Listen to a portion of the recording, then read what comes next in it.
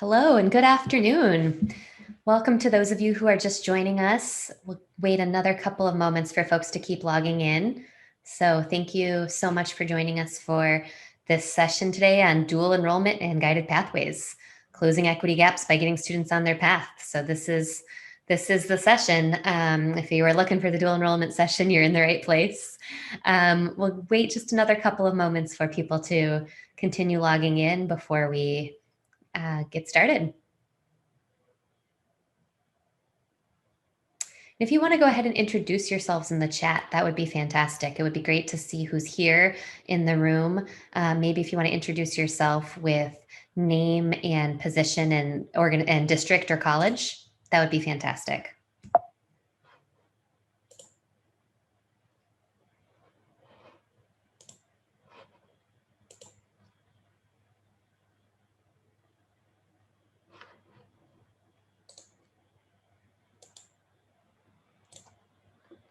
Great to see folks logging in and introducing themselves.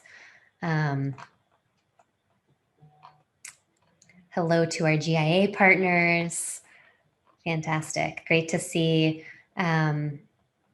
Victor Valley College, Crafton Hills College, Chaffee College. Excellent. Thanks, folks, for introducing yourselves.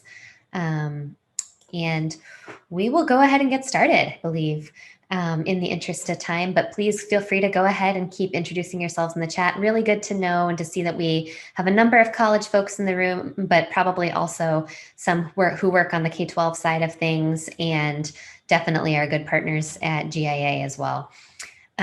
So in terms of our agenda for this session and what we're going to be focusing on, we're going to start with a little bit of information on the opportunity of dual enrollment and intersections with guided pathways. So giving a little bit of background on Jobs for the Future, JFF's work in this space, some of the real opportunities and relevant moments that we see in terms of thinking about dual enrollment as a strategy for equity and college completion. I will share a little bit of recent research that JFF completed on dual enrollment as a college transition strategy for special populations in particular when we're talking about equity. So in that case, thinking about our English learner students, students with disabilities, and homeless and foster youth in the recent research that we completed.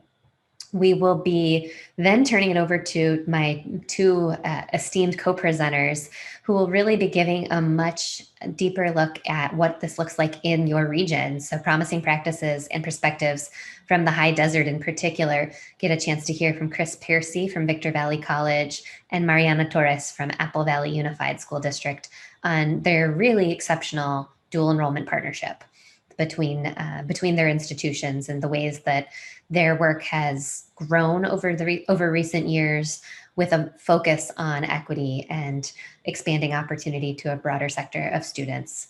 Want to have a moderated discussion, some discussion at the end. And really get some time in also for thinking about what implications might look like for your colleges or for your districts. So please do think about your questions throughout. Be ready to participate in that final discussion. We'll also do some exciting announcements about regional opportunities and connections in this space. So I advanced the slide unintentionally.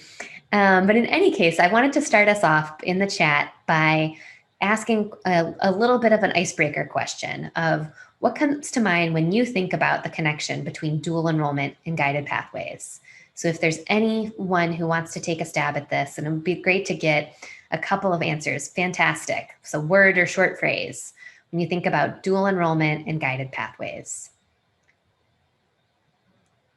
Guidance class and career exploration, opportunity, fantastic. We can get a couple more thoughts. I know that sometimes these two things might seem like they're being implemented completely separately. There's the dual enrollment and K-12 partnership side of the college, and there's the guided pathways reform work happening in the college. And sometimes it seems that never the two shall meet. But this session is really going to be about exploring that intersection, exploring the potential and opportunities and ways that they can all be working in the same direction. So see some great comments about a great way to start early on your path, getting students on the path ASAP through teamwork and collaboration, that acceleration towards completion. So loving what we're seeing in the chat in terms of ideas about those connections. Thanks.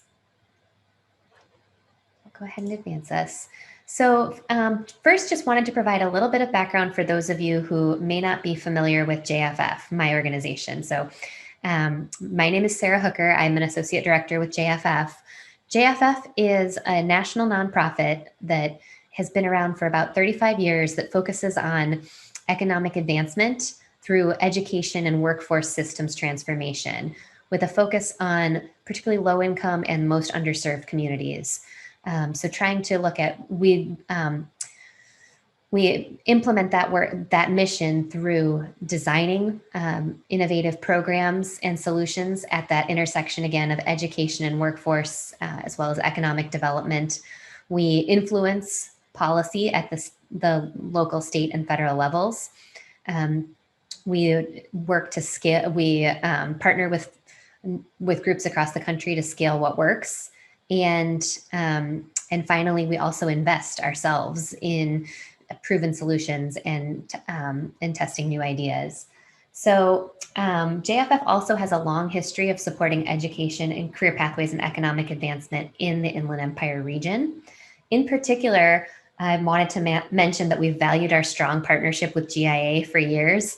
And currently, JFF is providing technical assistance for IE-GO, which is a bi-county collaborative effort focused on promoting economic growth and generating opportunities for middle-class opportunities for generating middle-skill jobs in growing sectors, including the logistics sector in a sustainable logistics cluster strategy.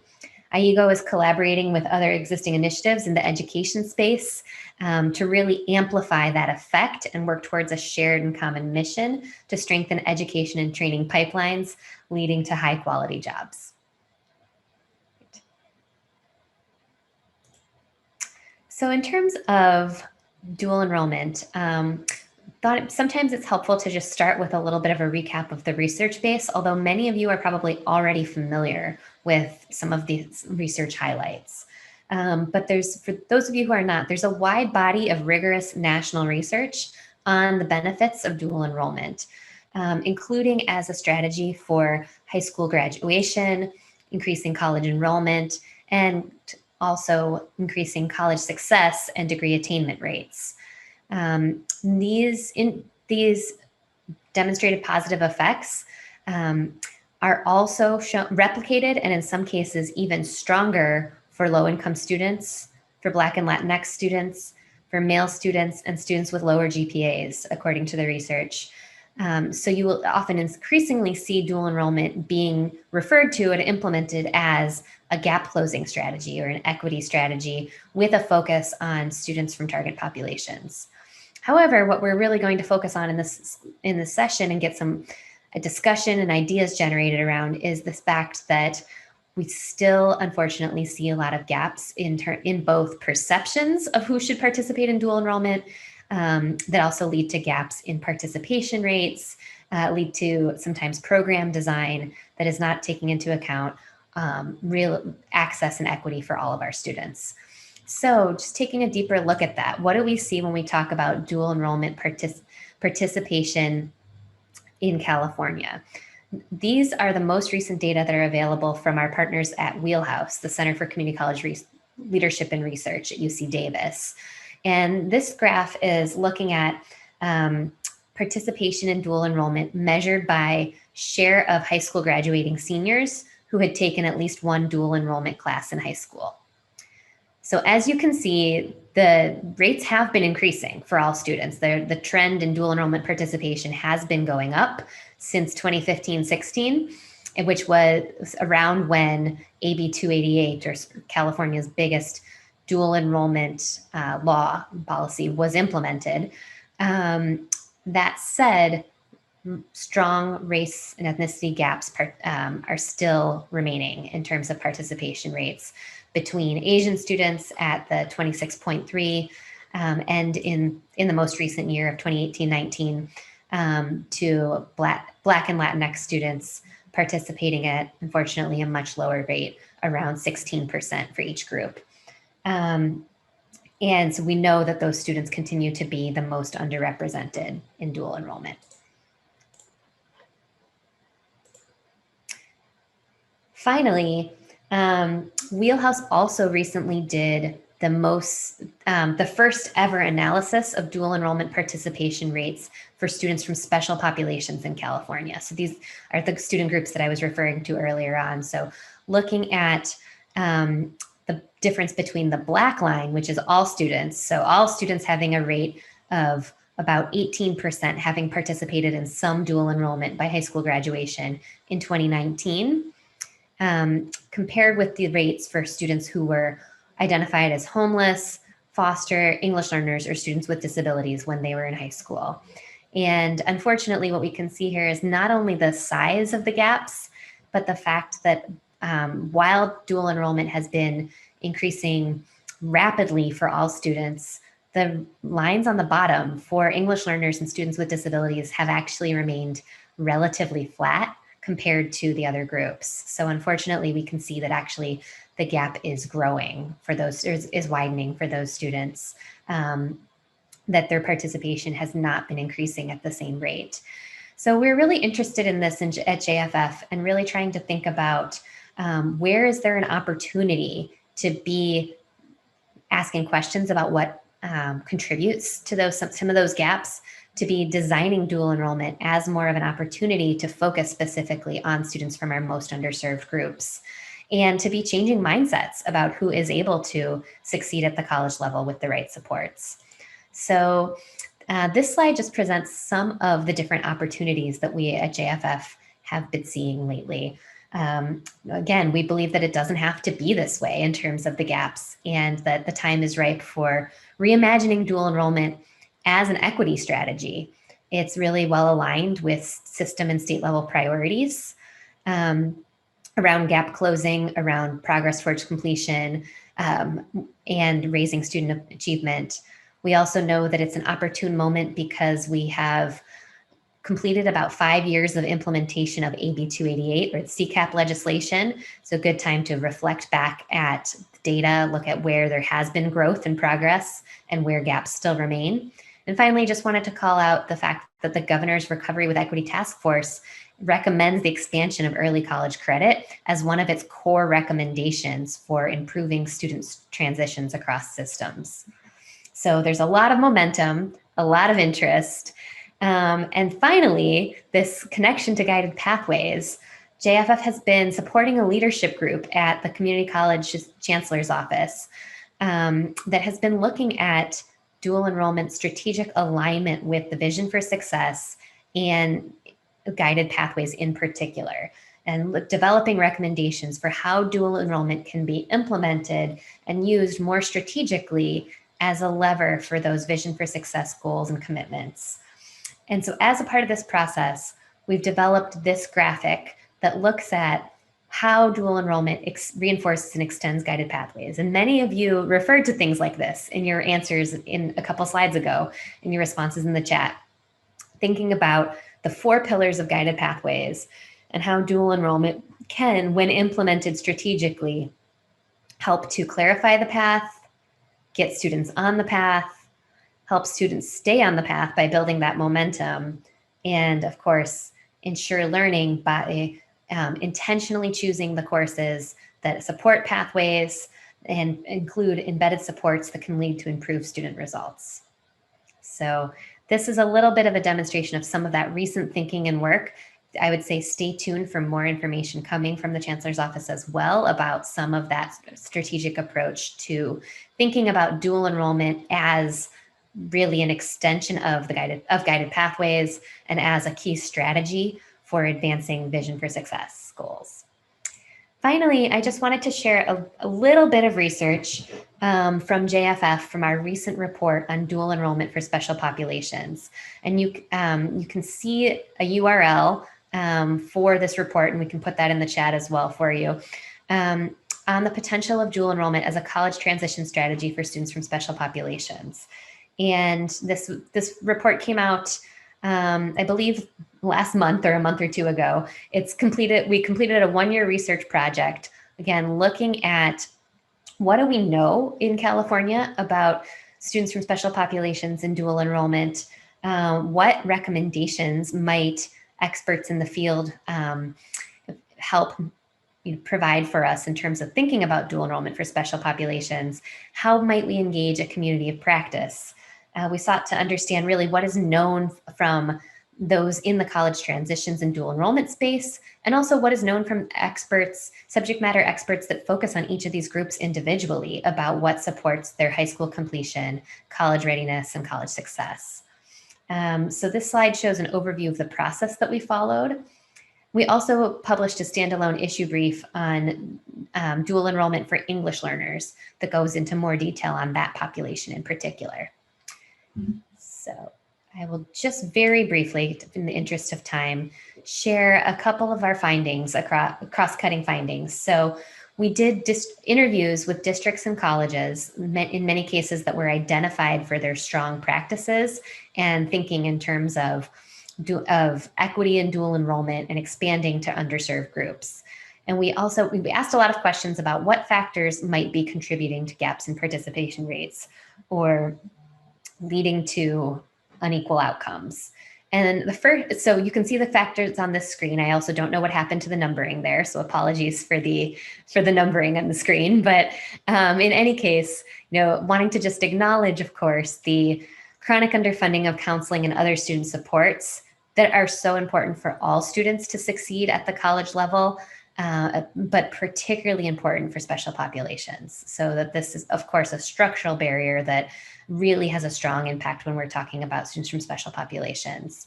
But unfortunately, we also saw a lot of things related and heard a lot of stories related to a culture of low expectations and sort of a belief or an emphasis that dual enrollment should be geared towards students that are already demonstrating college readiness or already on a college track, and that they just might be out of reach for students with disabilities, for English learners, et cetera. And this can also, of course, result in be a long time symptom of and result of tracking throughout students' educational careers. Uneven access to information and opportunities, so to even know how to participate in dual enrollment and where programs are offered, what the courses might be that are available, and disconnect between the K-12 and college policies and supports for these groups. So for instance, knowing that there are special programs and funding streams and policies related to foster youth, for instance, in K-12 and also at the college level, but often the two are not connected, and students have a completely different system to engage with when they get to the post-secondary level, whereas dual enrollment really could be implemented as that bridge. And finally, the concern about what might happen if students do not do well in dual enrollment. So that need to provide more guidance and support when there's a concern about whether or not students will be able to pass the courses with satisfactory grades, which unfortunately can be used sometimes as another reason that students get tracked away from dual enrollment. So what kinds of things did we see as promising practices for special populations? There's a couple of them that we put on this slide, but really in terms of the sites that seem to be implementing a dual enrollment with a focus on equity had an expectation of college course taking for all of their students, and then took more of a proactive approach of figuring out what does it look like for students from special populations to engage in the same way and meet the same expectations that we have for all of our students. There's intentional outreach, including, as you all know, the importance of multilingual outreach and parent engagement. The role of counselors came up again and again in terms of that important role of counselors to act as champions, and the importance of counselors being informed about not only dual enrollment opportunities, but about about issues such as financial aid and college going for students who are undocumented, for foster youth, et cetera, when some of these questions come up that really do require a pretty high level of expertise, or at least knowing the right people to contact at the post-secondary institution. And then we did hear a lot of support for dual enrollment being integrated into the school day as an equity strategy, a way of removing some of those barriers related to transportation and also opening access for students that can't participate after school. So finally, here are a couple of the recommendations for high school and college partnerships that we developed through this brief and through this report, and also by connecting with a community of practice I'd mentioned of practitioners and advocates and researchers focused on each of these groups across California. And there's recommendations in the brief that are in the report that are also for policy and research, but I pulled out just the ones for high school college partnerships for this presentation. So starting with the importance of tracking data on equity and really establishing local equity goals. Equipping dual enrollment practitioners to support students from special populations. That's really, we heard a lot about the need for training and professional development on both sides. And finally, connecting dual enrollment students with college level supports and programs targeting special populations. Just because a student is still in K-12 doesn't mean they can't benefit from and be a great part of a college's programs focused on foster youth. It doesn't mean they don't need access to a college's food pantry. Doesn't mean they shouldn't connect with a college's Office of Disability Student Programs and Services. So we did find some great examples that are elevated in the report of institutions that are doing just that and doing that proactive outreach. So with that, in the interest of time, I'm going to pause here as I'll see if I'll take maybe one or two questions from the chat. And then I do want to transition so that you'll get to hear from our practitioners, Mariana and Chris, who really can speak to what this looks like in the high desert region. So I'll take a couple of the questions that came in on the chat. Go into more depth about equip dual enrollment practitioners to support students from special populations. Yeah, so that's some of that cross training that I was referring to around even just thinking about, and that's dual enrollment practitioners. We were often talking about the folks that are either the counselors or the college liaisons. What do they need to know about students with disabilities accommodations, for instance, and how those are different at the high school and college levels? Who is the person at the college that they need to connect students with to make sure students can get the accommodations that they need for college courses, those kinds of things. So it's even kind of knowing which questions to ask and how to make that warm handoff from the high school to the college level. And so we did see some examples and also some recommendation of that cross training of what do social workers who are focused on foster youth need to know about dual enrollment, and what do dual enrollment practitioners need to know about foster youth? So it really goes both ways.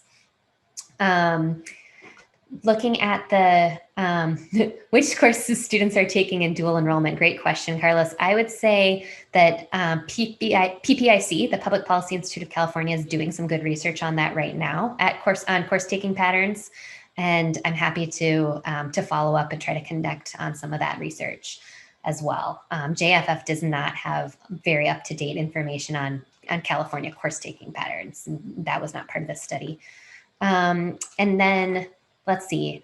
And yes, I mean, that connection to guided pathways. I mean, I think this is really kind of an area at the vanguard of, and also why you all are here today too, of something that we know has been an unexplored area to date, but we would say is almost a missed opportunity in the sense that that connection to guided pathways really, a lot of that work does need to happen at the local and regional level with that strong partnership between institutions to say, how are your K-12 students participating in dual enrollment seen as part of your regular college student population? And if you are really embracing them as full college students, then how can they be exposed to guided pathways and begin on their path? So feel free to keep the questions coming in the chat, but I do want to go ahead in the interest of time and turn it over to thinking about promising practices and perspectives from our high desert partners. So I will go ahead and turn it over to Chris Piercy of Victor Valley College. Hi, everybody. My name is Chris Piercy. I am the director of CCAP at Victor Valley College. I'm also the coordinator for the Bridge program, and I'm also a full-time high school teacher at Serrano High School, where I am right now. This will be my as we come to the end of this strange year. My 42nd year with seniors. So, and also I'm an adjunct at BBC, so I need to find another job. But that our program is, the way that it's been growing is really based on a program we had before that, which is the Bridge program, which was our attempt to reach into our regional high schools and start addressing the needs of students who were not progressing beyond high school. We're not going into a post-secondary program. And Victor Valley College took the lead on this and developed this program. And what we decided, and we'll talk a little bit more about that in a second, was that you really have to get that good access into the high schools and have direct contact with them. Our program, our dual enrollment program now today, includes a lot of different programs. We have special non-credit high school courses we're looking at right now. An example of that is a class we're calling Auto 911, where we're going to get our auto department to go out and work with high school kids on learning about cars and changing tires and doing all of those things and trying to build on that to get them going. First-time freshmen, that's a big area for us right now as we come to the end of the school year. Articulation, which is an access point for a lot of students in CTE. We run a very large articulation program with our schools. Non-CCAP, this is a traditional dual enrollment where the student comes down to your school or your college. And so we have a large number in that group. And then our CCAP program, which I'm sure all of you are aware is run on the campus and during the school day. So that encompasses our dual enrollment program. The Bridge program that I mentioned, we started out with 3 high schools and we're now at 31 high schools. So we have, what we did was, and this was an administrator at Victor Valley College, Dr. Llewellyn, who came up with this idea of going and paying a stipend to a high school counselor to become our Bridge counselor and then to go through training. The director of our counseling program, my friend Diane Wallen, I see her at the bottom of my screen here, is a great asset. She has done workshops with them. She has guided them for us and is really a resource for our people out at the school. And the reason I'm dwelling on this is that when you're building your dual enrollment programs, you need to have that access. And if you're just driving over to that high school once a month, it's not like having somebody on the campus every day who can see these populations that we're really going after. The program was created particularly for students that have come from first generation college families or historically underserved populations. And that's what we were looking for. And that is what CCAP is looking at, and trying to get those kids that would not think of going to high school into high school. So that program we have right now, and we've run that since 2006. Like I said, it's grown now to where we have 31 schools involved. So the way that we do, the next slide, the way that we do our program is, okay. So we're involved in recruitment through our Bridge program to get kids into one of those articulation, non-CCAP, non-CCAP dual enrollment, CCAP dual enrollment, or into non-credit. And so we do that through the high schools and through their programs, and by aligning our departments with their departments to try to make that connection. And then processing, for all of you at the community college know that is a big deal to get all the paperwork done. Victor Valley College, we have switched over to electronic forms. We are going all in on that, and our director of admissions and records wants it all to be all electric, and we're with them. And so we're training our Bridge counselors to be able to make that switch. And so we do our dual enrollment forms, non-CCAP and CCAP are all electronic forms now. And so any of you at the community college level, you know what that's like, getting all that paper brought into your school. Then we have enrollment management that we are constantly looking at. Obviously, the articulation is treated completely different than CCAP. And then oversight and support.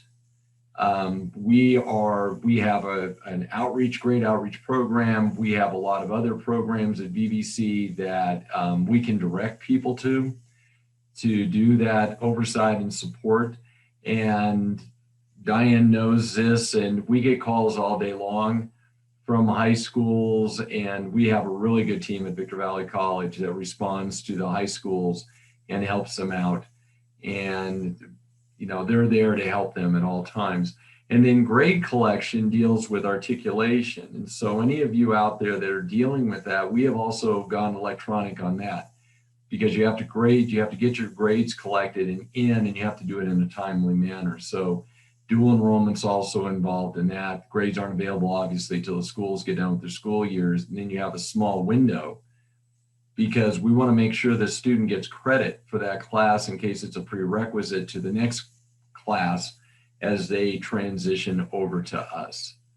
So I'm going to show you some of our numbers that we've had. This is our articulation. So since 2017, we went from granting 1,624 grades. You have to get an A or a B in articulation to get credit.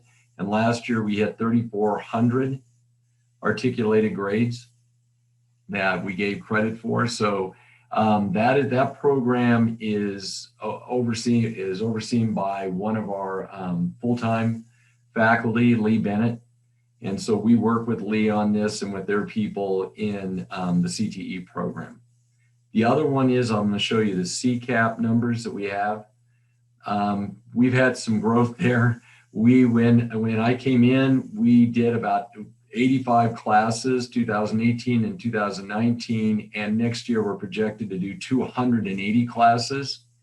So we're going to be doing about 140 classes a semester out at the high schools. We are very near as high as we can go. Those of you familiar with the CCAP, you can only do 10% of your college's FTES in CCAP, and so we're getting there. And so what we're doing is we're working with our schools to have two programs in CCAP. One of them is your traditional CCAP, where the student can pick to take a class and build it into their schedule. And we also have what we're calling an early college academy. And this is where we're really trying to connect with that population, that historically underserved population, or our students who have a 2.5 GPA to 3 are not in AP classes, and try to get them on this track. And so Early College Academy, we're actually starting in their sophomore year, because we found out that the CSUs and UCs now will take the IGETC from students that complete it while in high school. And I was in communication with the chancellor's office for the CSUs, and they said that is true. So we have high schools now that are going to a 3-year program, so kids will graduate with their IGETC through Victor Valley College. Victor Valley College will certify it. And so normally it's 2 years. We put them in cohorts. Most of you know the study on cohorts, the information there. The kids do better when they travel with the same group. And then we take them through 2 years of the Early College Academy. This year will be our first group that is graduating from high school with, in most cases, 24 units, transferable units. And then we are trying to move them on to either a 4-year or over to Victor Valley College. So that's our program. I want to be careful with everybody's time.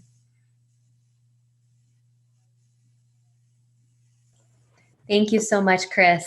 He's being very modest. I think that this growth in the partnership and in the program is remarkable, and truly an incredible asset to the students of the high desert region.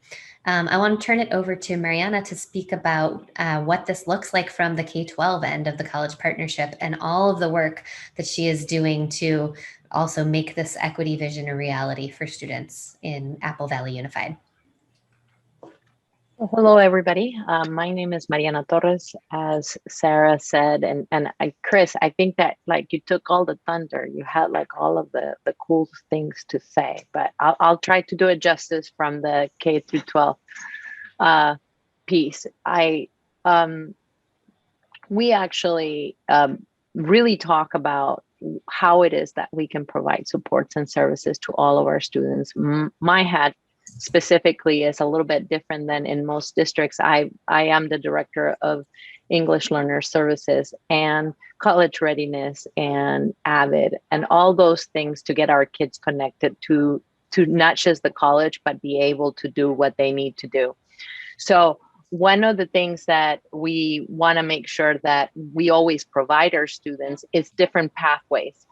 AP classes give wonderful opportunities to those kids that would like to take those classes and challenge their rigor in that sense. But we also have students, like Chris said, that might need additional supports, but can do this. And we were only reaching just the top 10% of that population that we're going to do it regardless of if we help them or not before. So really our charge was more of, I would say, almost AVID minded, in which we went out and looked for those kids that did not necessarily would fit into the normal, this kid is going to do it regardless of us. We went looking for how we can support those that have the ability and the capacity to do it.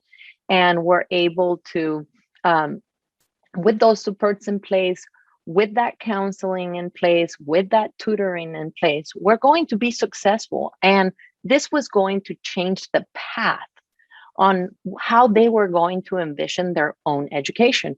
Because a lot of times, especially in those first generation students, we do not necessarily have somebody before us that knew how to guide us in that direction, or could say, hey, have you thought about this? Or do you know that you could do this at the same time? You know, maybe all they heard about AP classes was that they were a heck of a lot harder. And if you didn't pass the test, you just wasted that year. So that might not have been what they could do. So when we looked at it from a different perspective. And the work that we have done with BBC really had to do with making sure that we made this a reality for more of our students, that we equip them with the tools to understand what different offerings they had and how it is that we could connect them. Kind of a handoff, if you would, so that they didn't get lost in the shuffle. So we actually offer different programs, and they look a little bit different. We definitely talk, both of our high schools have a CCAP counselor. So our CCAP counselors are really the ones that are talking to the classes, doing college nights. They're the ones out there talking about what possibilities there are out there. And they do an outstanding job. Our district is also a little bit different in the sense that we have EL counselors that work very close together. So our EL counselors and our dual enrollment counselors literally meet every week, and all the counselors meet with me every other week. And that was something that we started through the pandemic. It's one of those things that if you got to have a pandemic, some good should come out of it, right? So now with Zoom, we're able to actually connect much more readily.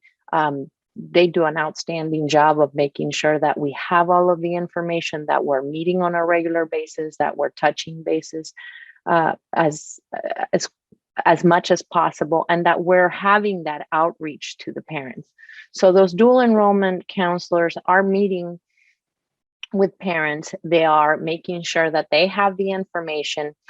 If they want to do dual enrollment, the students can, they'll have the guidance of the counselor. They will be able to go and choose their own course. They'll be able to choose the days and the times.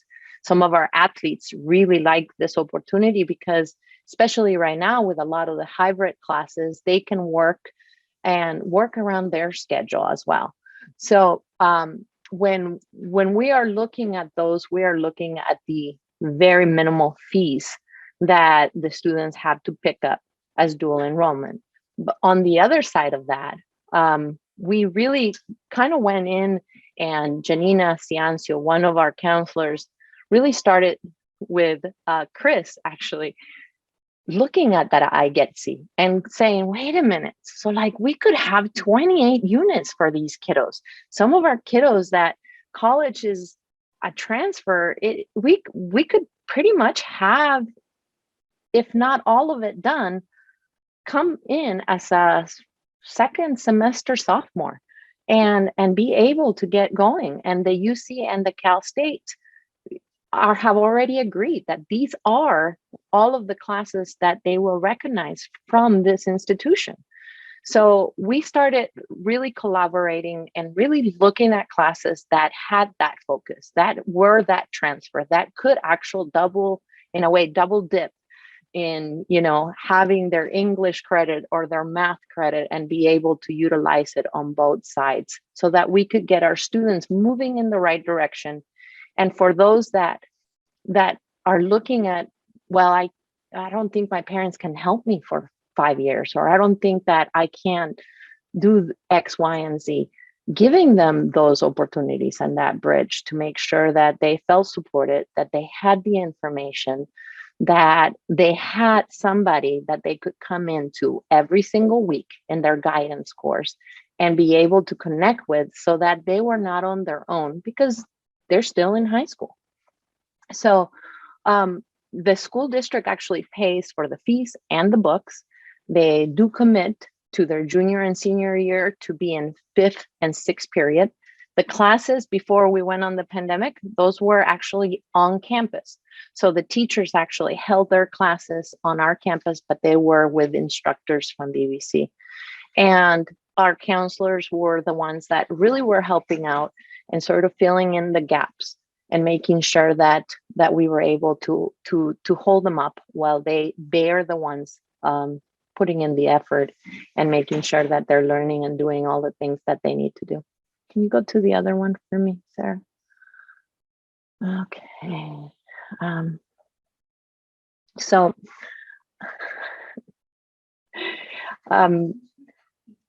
let's see. Entering as a second semester sophomore is amazing. Yes, it is. And I think that, we really, one of the things that we do recognize is that this is not a one size fits all.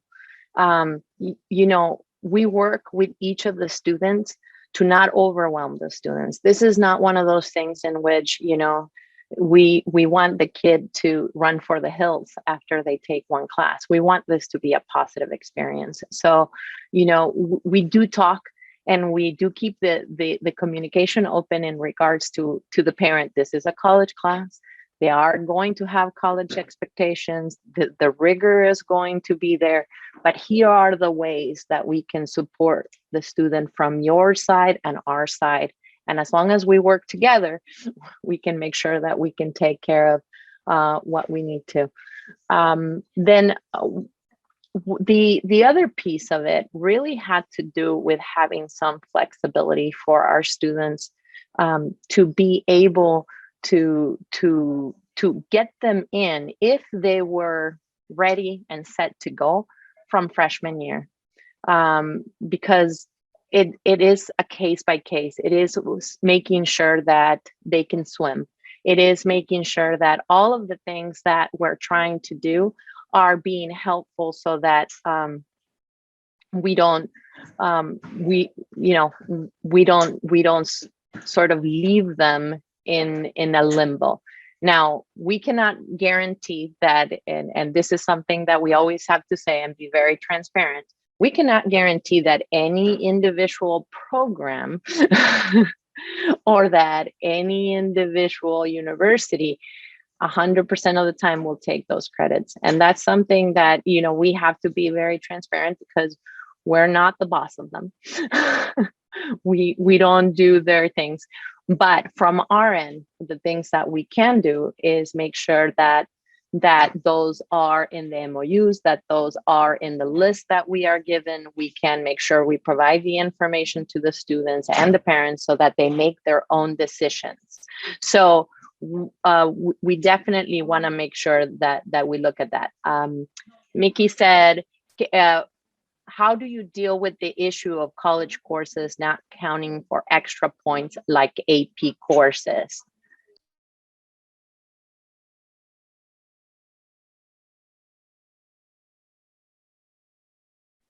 Sorry about that. I could hear the background noise.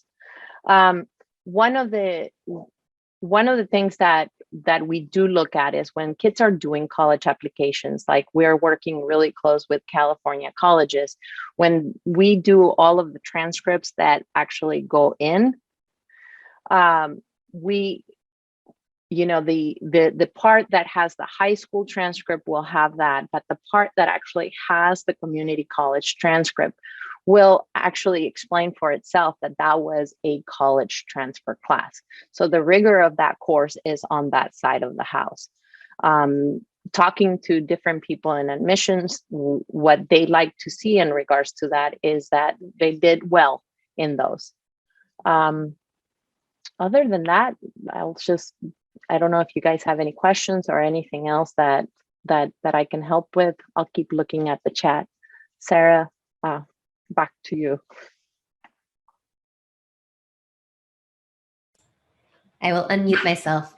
Thank you. Thank you so much, Mariana and Chris. I think they've provided such great examples of what it really looks like to really make this a supportive introduction to college and have students really already on their path.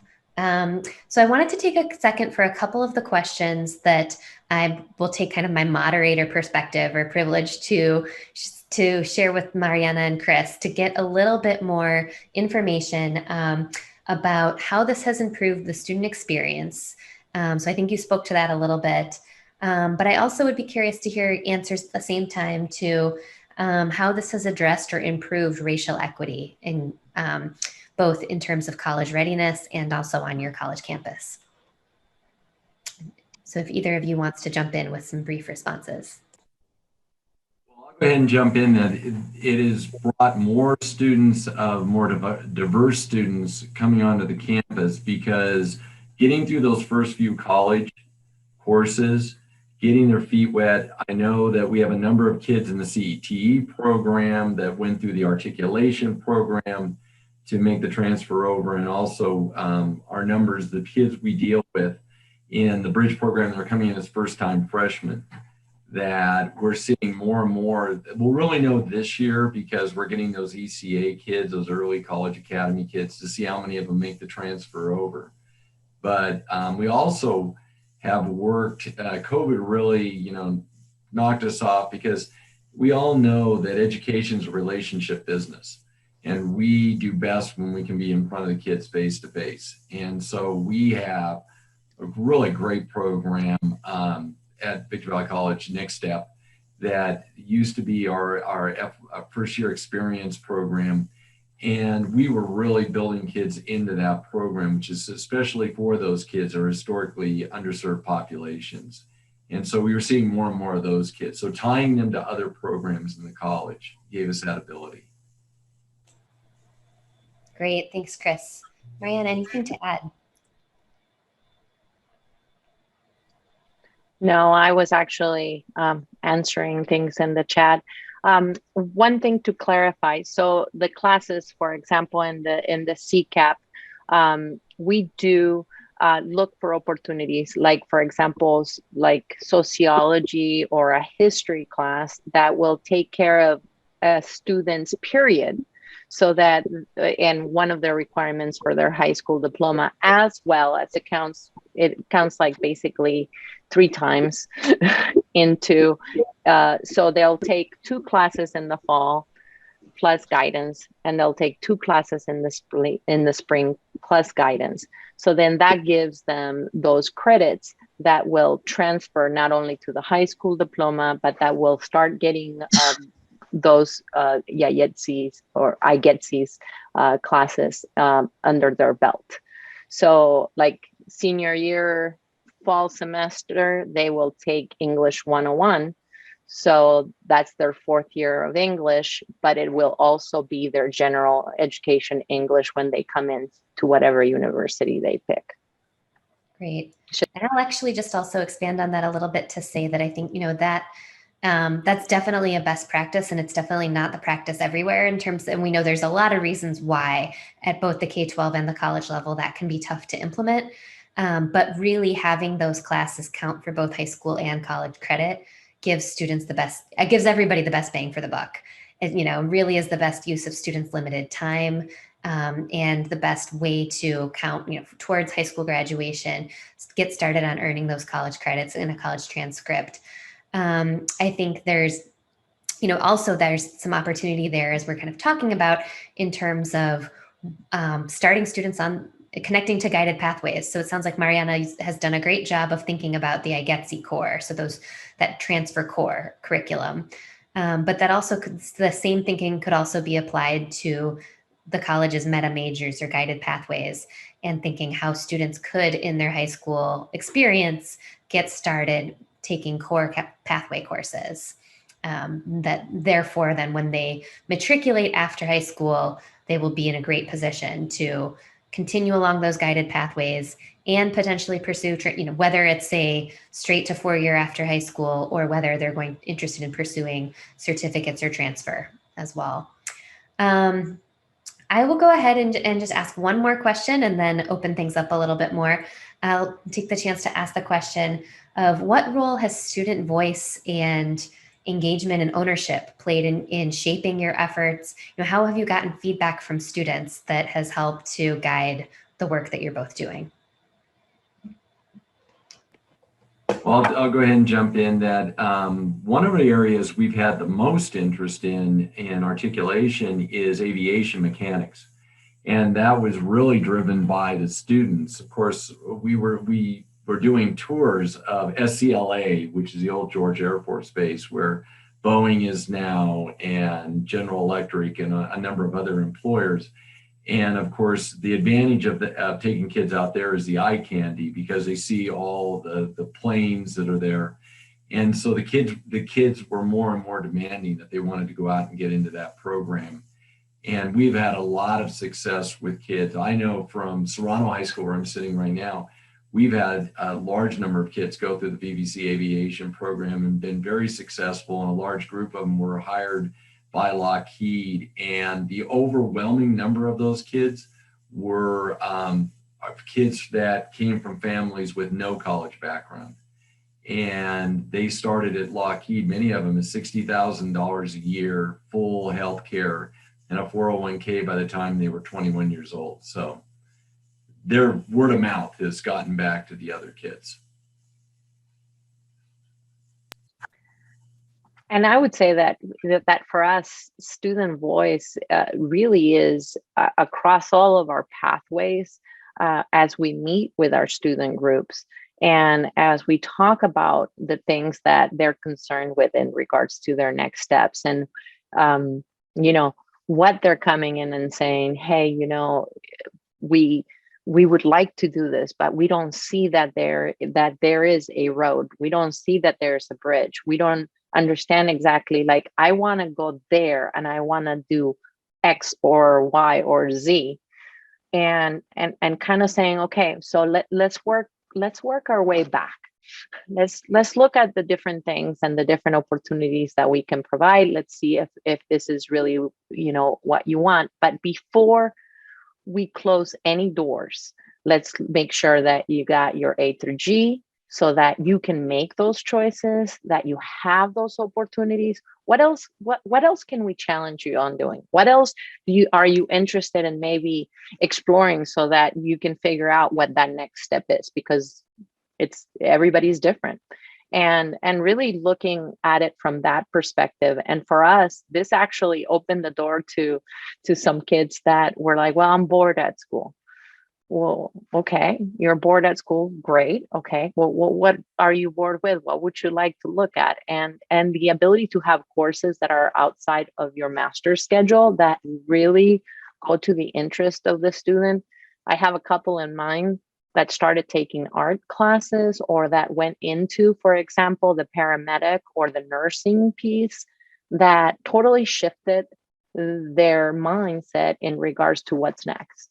So we're giving students really the voice and the opportunity to do that is where we're at. Fantastic, thank you. So I want to take a moment, go ahead and open it up to additional questions. And great, I see Melissa raised a hand. Melissa, I don't know if you can unmute. And yes, hi. Hi. I was just curious about what your pathways kind of look like, right? So you guys talked a lot about matching A through G requirements to the AGETSI. And so I was wondering if you can talk a little bit more about, you know, in that junior year, students naturally gravitated towards perhaps an English class because they wanted to build composition or something along those lines that they might use in a psychology class or a sociology class. I was wondering if you could talk more about that. So, like I said, there's different ways. You have one that's going to be very prescribed, because we got to make sure that the ones that we're offering for that cohort will get them to graduation and get their A through G. So, you know, for those students, the courses will make sure that we can have that open 5th and 6th meet their high school graduation requirements, and will give a specific set of classes. For students that are more into the exploration, those will be more of the 7th period, or will be more of the other offerings that they have that they can choose from on their own. We will look at that cohort, and Chris does an outstanding job of sitting with our counselors and making sure that junior year and senior year, the courses that the students are provided for that CCAP will meet their graduation requirements, will give them the opportunity to have those courses count towards what's next. So Chris, you probably want to.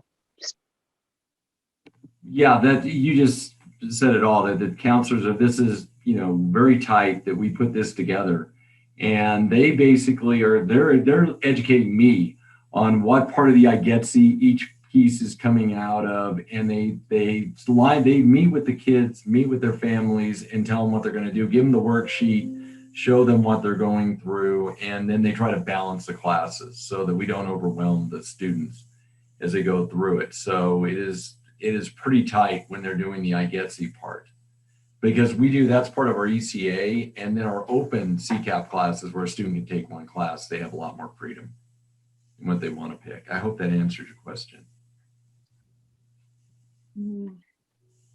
Appreciate it. Thank you all. I hate to say that we're coming up on time, actually, but very much appreciate. Feel free to go ahead and put some more questions in the chat that we can try to answer in the chat.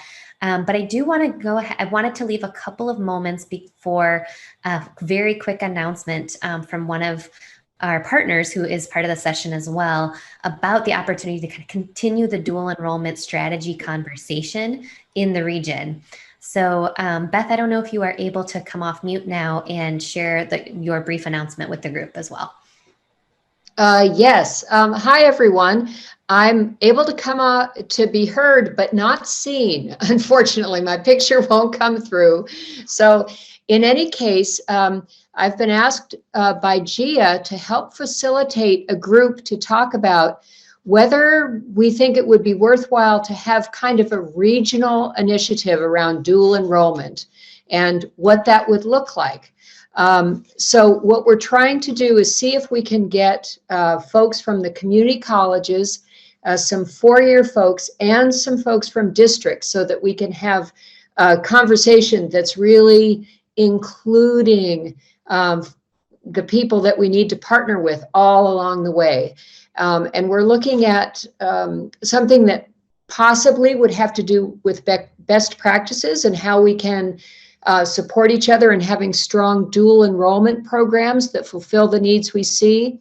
And then also, is there a policy piece? Is there something that we would like Gia and the Inland Empire Community Foundation to help us support in Sacramento to make this process of getting kids from high school all the way through college graduation really tight, so they're not taking courses at the four-year that could have been taken earlier in their college career. So thank you for that moment in time. If you are interested, I will put my email in the chat and we can talk further. Thank you. Bye-bye.